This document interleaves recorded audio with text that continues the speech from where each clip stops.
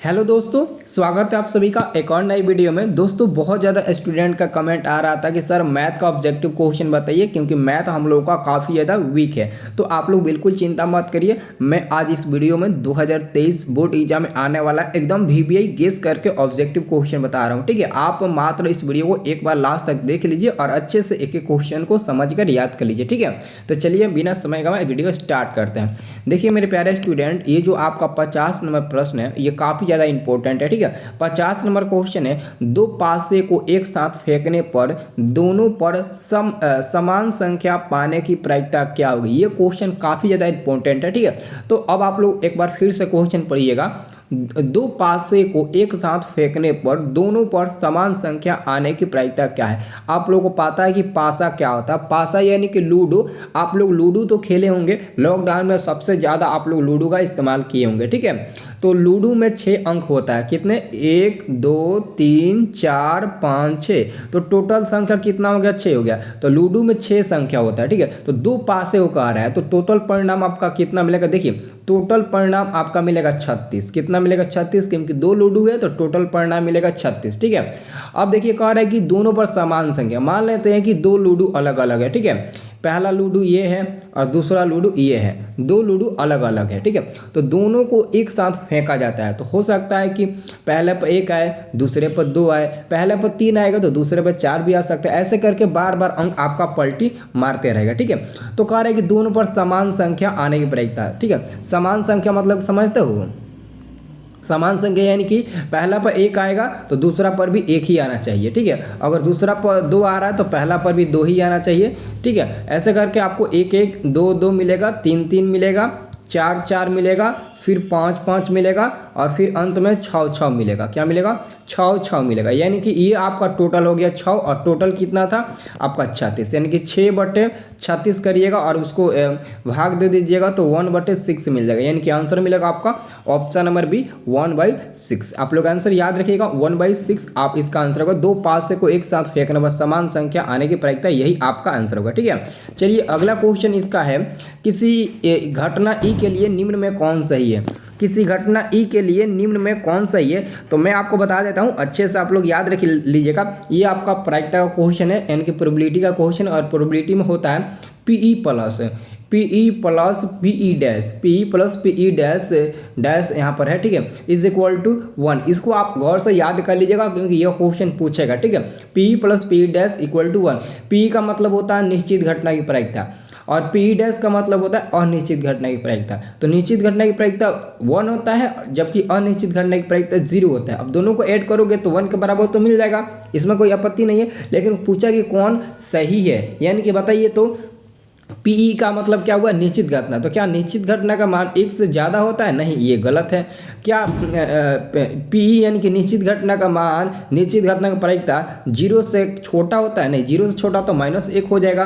तो -1 -2 ये सब प्रायिकता का मान नहीं होता है। लेकिन पीई बराबर यहाँ पर दिया है 1, तो पी बराबर 1 और पी बराबर -1। तो पी बराबर -1 तो नहीं होगा क्योंकि निश्चित घटना की प्रायिकता कभी माइनस में नहीं होगी। लेकिन पी बराबर 1 दिया है, तो पी बराबर 1 का मतलब हुआ, अभी मैंने आपको लिखा P plus P dash equal to 1 और पी का मान 1 लिखा, तो पी का मतलब वो निश्चित घटना, और निश्चित घटना की प्रायिकता 1 होती है। तो एक्चुअल में आपका आंसर यही सही होगा। ठीक है, अच्छे से याद कर लीजिएगा। देखिए आप अच्छे से नहीं समझते तो मैथ रटने की भरोसा मत रहिएगा। ठीक है, अगला क्वेश्चन है cos 1 degree, cos 2 degree, cos 3 degree dash dash dash cos 90 degree. तो आपको यहाँ पर फोकस नहीं करना, डायरेक्ट आपको यहाँ पर जाना है cos 90 डिग्री पर। कहाँ पर जाना है? तो cos 90 डिग्री पर। अब आप लोगों को पता होना चाहिए कि cos 90 डिग्री का मान क्या होता है। cos 90 का मान क्या होता है? 0 होता है। तो आप डायरेक्ट आंसर 0 पर टिक लगा दीजिएगा। और cos 0 डिग्री का मान होता है 1। cos 0 डिग्री का 1 होता है, जबकि cos 90 डिग्री का मान क्या होता है?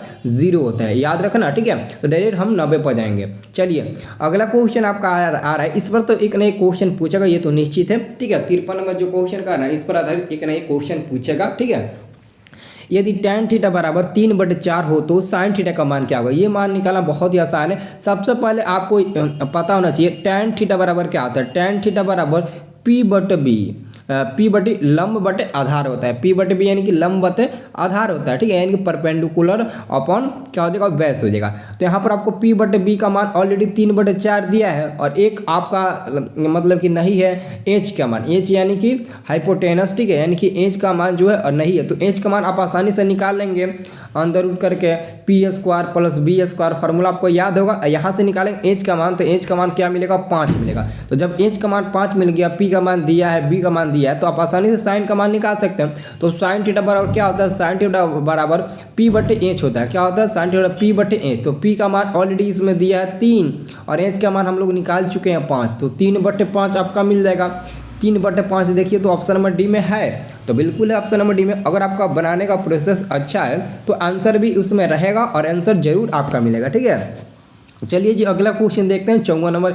ये भी प्रश्न काफ़ी ज़्यादा इंपॉर्टेंट है, इस पर प्रश्न पूछेगा x, x+3, x+6, x+9 तथा x+12 का समांतर माध्य आपको बताना है। समांतर माध्य क्या होगा, तो एक्चुअली में देखिए कितना है, सबसे पहले x है, फिर क्या है x+3 है, फिर क्या है x+6 है, x+6, फिर क्या है x+9 है, फिर क्या है प्लस x+12 है, ठीक है। अब क्या करना है, इसको भाग दे देना है कितना से, x एक पद है, x+3 2 है, ये क्या है, ये लेकर 3 हो गया, ये लेकर 4, ये लेकर 5, यानी कि 5 से आप डिवाइड कर दीजिए। अब देखिए तो x कितना है, 1 2 3 4 5, तो 5x होगा, 5x और प्लस में क्या होगा 3 और 6 9 9 9 18, 18 में आप 12 जोड़िएगा तो 30 मिल जाएगा, यानी कि क्या मिलेगा यहाँ पर 30 मिलेगा और अपन में क्या मिलेगा 12। अब यहाँ से 5 कॉमन लीजिएगा तो x+6 मिल जाएगा और नीचे आपका वाटा में क्या मिल जाएगा 5, तो 5 से 5 कट जाएगा तो x+6 बचेगा।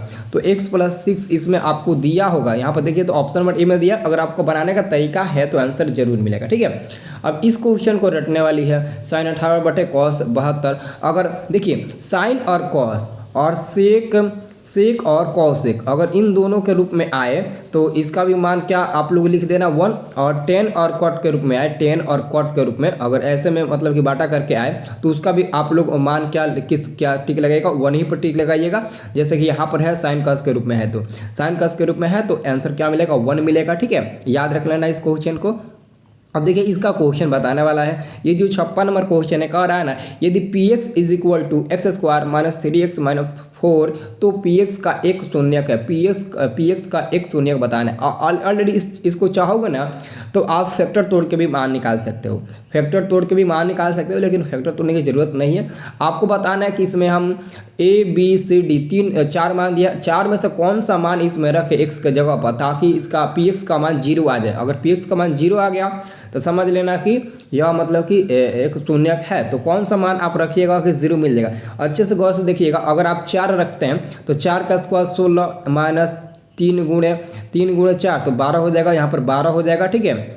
और फिर क्या हो जाएगा -4, तो अब देखिए तो 16 और -4 -12 -4 तो -16, ये 16 कट जाएगा तो क्या मिलेगा 0। बाकी कोई भी मान रख कर देख लीजिए 0 नहीं मिलेगा। तो आसान तरीका है यही, आप लोग एक एक करके मतलब कि देख लेना कौन सा मान रखेंगे ताकि ये px का मान हमको 0 प्राप्त हो जाए, ठीक है। चलिए जी, मेरे जैसा अच्छे से समझा कर कोई नहीं बताएगा तो वीडियो को एक लाइक ज़रूर करना, और चैनल पर पहली बार आए हैं तो चैनल को आप लोग सब्सक्राइब कर लीजिएगा सभी स्टूडेंट, ठीक है। चलिए जी अगला क्वेश्चन है 57 नंबर। सबसे छोटी अभाज्य और सबसे छोटी भाज्य संख्या गुणनफल। अब बताना सबसे छोटी अभाज्य संख्या क्या होता है और सबसे छोटी भाज्य संख्या क्या होती है, इन दोनों का गुणनफल आप लोगों को बताना है। तो मैं आपको बता देता हूँ, आप लोगों को नहीं पता होगा, ठीक है, लेकिन मैं आप लोगों को बता दूँ सबसे छोटी अभाज्य संख्या और सबसे छोटी भाज्य संख्या गुणनफल क्या होता है। आप लोगों को खुद पता होगा, इसका आंसर बता। सबसे पहले आप लोग कमेंट करिए सबसे छोटी अभाज्य संख्या क्या होता है, और उसके बाद से आप लोग कमेंट करिए सबसे छोटी भाज्य संख्या। मान लेते हैं कि सबसे छोटी अभाज्य संख्या, जैसे कि एग्जाम्पल मेरे को पता है लेकिन आपको नहीं बताऊंगा, ये आप लोगों को बताना है, ठीक है। सबसे छोटी अभाज्य संख्या मान लेते हैं 2 है, और सबसे क्या अगर छोटी भाज्य संख्या मान लेते हैं कि 2 है, तो दोनों को आपको मल्टीप्लाई करना है, यानी कि मल्टीप्लाई करिएगा तो 4 मिलेगा। तो आप लोग खुद मल्टीप्लाई करके बताइएगा कि इसका आंसर क्या मिलेगा, ठीक है। अब देखिए ये क्वेश्चन तो काफ़ी ज़्यादा इंपॉर्टेंट है। समांतर श्रेणी 2 6 10 14 डैश डैश डैश का कौन सा पद 82 है। तो इस क्वेश्चन को भी आप लोग सॉल्व कर सकते हो, लेकिन मैं आपको बता देता हूँ क्योंकि ये 2 नंबर में भी क्वेश्चन पूछ सकता है और कभी दिमाग घूमे तो ये 5 नंबर का भी क्वेश्चन पूछ देगा, ठीक है। और 1 नंबर में तो पूछता ही है, ठीक है। 5 नंबर में नहीं पूछेगा, लेकिन 1-2 नंबर में कन्फर्म पूछेगा, ठीक है। 1 नंबर में भी पूछेगा, 2 नंबर में भी पूछेगा। तो सबसे पहले यहाँ पर आपको ए बराबर लिखना है, ए बराबर 2 और डी का मान निकालिएगा तो 6 में से 2 घटाइएगा तो 4 मिलेगा, यानी कि 6 - 2 = 4 मिल जाएगा। अब आपको एन का मान आपको 82 दे दिया है और एन का मान कह रहा है कि निकालने के लिए। तो सबसे पहले आपको फार्मूला क्या यूज़ करना है, ए एन बराबर A plus N minus 1 into D. तो ए एन का मान है 82 और ए का मान है 2 प्लस एन का मान आपको निकालना है -1 इंटू डी का मान है 4। तो आप क्या करिए, 2 को 82 में से इधर घटाइएगा तो 80 मिल जाएगा और 80 में आप क्या करिए 4 से डिवाइड कर दीजिए, 4 से इसको डिवाइड कर दीजिए =n-1। तो क्या होगा 20 चौका 80 यानी कि 20 मिलेगा। यहाँ पर कटेगा तो क्या मिलेगा, 4 से 80 कटेगा 20 बार में तो 20 मिलेगा और -1 को इधर लाकर ऐड कर दीजिएगा 20 में तो 21 हो जाएगा, यानी कि एन का मान क्या मिलेगा 21वां। तो 21वां देखिए तो आपको सी नंबर में दिया है, हाँ बिल्कुल दिया है। अगर प्रोसेस आपका सही है बनाने का तो आंसर में जरूर मिलेगा, ठीक है। चलिए अगला क्वेश्चन है आपका 59 नंबर। एक शंकु की त्रिज्या तथा ऊंचाई क्रमशः आर और एच है, उसका आयतन क्या होगा। देखिए सबसे पहले आपको शंकु का आयतन याद होना चाहिए, ठीक है। भले ही कुछ और दिया लेकिन शंकु का आयतन याद होना है। शंकु का आयतन होता है 1/3 पाई आर स्क्वायर एच होता है, पाई आर स्क्वायर एच। तो आप सब विद्यार्थी अगर याद आप लोगों को होगा तो आप लोग टिक लगा देना सी नंबर पर। 1/3 पाई आर स्क्वायर एच शंकु का आयतन होता है और शंकु ऐसा बनता है, आप लोगों को पता होगा, इस पर आधारित क्वेश्चन भी आता है, ठीक है। चलिए जी अगला क्वेश्चन देख लेते हैं। अगला क्वेश्चन आपका 60 नंबर क्वेश्चन है 0 और 50 के बीच विषम संख्याओं की संख्या है। 0 और 50 के बीच ऑलरेडी देखो 0 से 50 यानी कि 50 तक मिलेगा, इसमें 25 विषम मिलेगा और 25 असम मिलेगा। तो आप लोग ऐसे करके बता सकते हो, ठीक है। तो इसका आंसर क्या मिलेगा, 25 ही मिलेगा, 25 सम मिलेगा, 25 विषम मिलेगा, ठीक है। इसमें कोई दिक्कत नहीं है। लेकिन ये जो अगला क्वेश्चन है इसमें आप लोग को देखना है, ठीक है। ये जो क्वेश्चन है आपका 61 नंबर, इसमें आप लोगों को क्वेश्चन देखना है, ठीक है। अब देखिए ये आपका जो 61 नंबर क्वेश्चन है, 156 के अभाज्य गुणनखंड में 2 के घात होंगे। तो आपको देखिए 156 के अभाज्य गुणनखंड का मतलब होगा कि सबसे छोटे छोटे टुकड़ों में इसको बांट दीजिए। जैसे 156 को हम लोग मतलब कि इसको तोड़ेंगे, 2 से पहले तोड़ते हैं तो क्या मिलेगा 7 और 8, यानी कि फिर इसको 2 से तोड़ेंगे तो मिलेगा हमको लगता है 3 मिलेगा और 9 मिलेगा, यानी कि इसके बाद ये नहीं कटेगा। तो 2 का घात कितना हुआ, 2 ही मिलेगा। 2 का ज़्यादा से ज़्यादा घात क्या मिलेगा, 2 ही मिलेगा। तो आंसर हम लोग डी नंबर पर टिक लगा देंगे, ठीक है। चलिए अब देखिए अगला क्वेश्चन आपका आता है 62 नंबर क्वेश्चन है वह धन पूर्णांक जो एक अथवा स्वयं से भाज्य हो किस तरह के पूर्णांक होंगे। देखिए आपको यहाँ पर क्वेश्चन कर रहा है वह संख्या बताइए जो कि एक और स्वयं के भाज्य हो। जैसे कि मान लेते हैं कि कोई संख्या, जैसे कि 13 संख्या ले लेते हैं। ये जो 13 संख्या वो या तो 1 से भाग होगा या तो खुद के अंक से भाग होगा, या तो 1 से भाग होगा नहीं तो ये 13 से भाग होगा। यानी कि कह रहा है कि एक अथवा स्वयं से भाज्य होगा तो वो किस तरह के संख्या कहलाएगा। तो सम संख्या तो होगा नहीं, क्योंकि सम संख्या में 2, 4, 6, 8 लेते हैं और भाज्य अभाज्य विषम में आप लोग को बताना है। तो आप लोगों को अगर पता है तो बता सकते हैं, नहीं पता है तो मेरे से देख लीजिए। अभाज्य संख्या होगा, क्या होगा, अभाज्य संख्या होगा, आंसर होगा अभाज्य संख्या। जैसे कि अभाज्य संख्या 3 हो गया, 7 हो गया, 11 हो गया, 13 हो गया, 17 हो गया, 19 हो गया, 23 हो गया, ठीक है, 29 हो गया। ये सभी क्या है आपका अभाज्य संख्या, ठीक है। चलिए जी अगला क्वेश्चन हम लोग देखते हैं। अगला क्वेश्चन आपका 63 नंबर 1/1 का निम्नांकित में मान कौन सा होगा। ये बहुत ही ईजी क्वेश्चन है। 1/1 दिया है ना, तो क्या करिएगा आप 1/x को ऊपर ले जाइएगा ना तो 1/-x हो जाएगा। तो 1/-x ऑप्शन नंबर बी वाला सही उत्तर होगा, ठीक है। चलिए जी अगला क्वेश्चन देख लेते हैं। अगला क्वेश्चन है आपका, ये देखिए कह रहा है क्या 1/x² - 2x एक बहुपद है। आपको बताना क्या यह एक बहुपद है। तो कितने स्टूडेंट हैं जो राजी हैं इस बहुपद को बनाने के लिए, ठीक है। तो देखिए मैं आपको बता देता हूँ यह आपका बहुपद नहीं होगा, क्योंकि ऑलरेडी जो चर मान है वो बटा में चला आया है। जो आपका x चर मान है ये बटा में आ गया है, तो कभी यह बहुपद होगा ही नहीं, ठीक है।